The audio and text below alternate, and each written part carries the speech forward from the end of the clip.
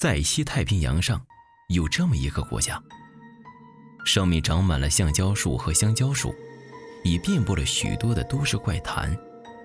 这就是菲律宾，一个名气虽大，但是奇异生物却很多的国度。今天老烟斗给大家所介绍的，就是所有神秘生物中牙口最好的那一位——镊南。镊南是一种没有肉体，也看不见其形状的怪异存在。它的出现十分随机，以至于它究竟会在何种情况下出现，根本无人知道。根据已知的资料来判断，镊南会随机攀咬任何类型的人类，或是学生，或是囚犯，而且死死不松口。而这些被镊南盯上的人，无一例外的都会被咬得体无完肤。不仅如此，据说一旦被镊南咬到，就算躲起来仍然会被找到。不过镊南有自己的行动范围，所以唯一的方法就是逃出其攻击范围。不过人们并不清楚它的范围有多大，怎样才算是逃出其所在的范围。那这种奇怪的生物究竟是怎么被人发现的呢？在过去的年岁中，它又作案几何呢？事情发生在1951年5月的某一个晚上，在马尼拉的一条小巷中，突然有一个少女惊叫着急奔出来。她看到巡逻中的警官，连忙抱住她的手臂求救：“救救我！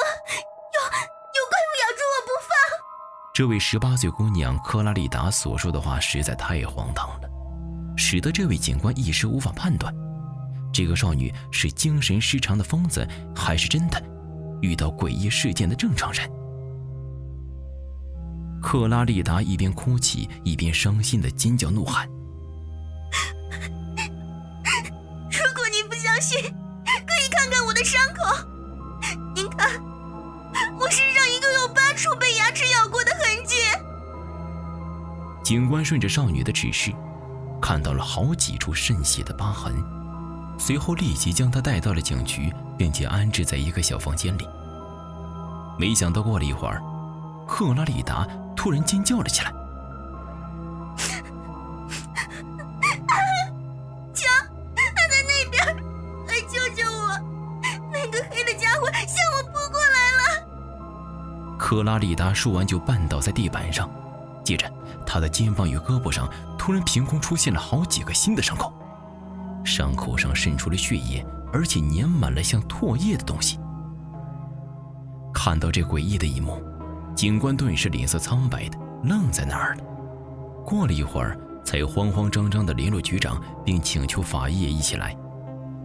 这时候已经是半夜了，局长被人从梦境中惊醒，心里自然很不高兴。他认为一定是这个少女在欺骗警司，于是打算当场去拆穿少女的谎言。但出乎局长意料的是，受害人克拉丽达全身上下的确有10几处的伤痕，但他们依旧不相信伤口是凭空产生的，认为很大可能是克拉丽达自己弄的，以此来捉弄警察。不过法医看到克拉丽达背部的伤口后，排除了她自己造成伤口的可能性，因为人是无法自己咬到自己的后背的。而且那个唯一目睹实际情况的警官也一直在强调，这件事是真实发生的。最终，克拉丽达被留在了警局内，以防再有意外。可众人没想到的是，第二天早晨，克拉丽达的身上竟然又受伤了。她惨叫着到处跑，嘴里拼命地求救着：“救命啊！那家伙又要咬我了！”听到动静的2个警官跑过去，从两边牢牢地按住了她，可是一点用也没有。先是克拉丽达手上的伤口越来越深，接着从她脖子上渗出了血，最后克拉丽达痛得昏厥过去了。面对这种情况，警察们也只能束手无策。很快，这件怪事立刻传遍了整个警局。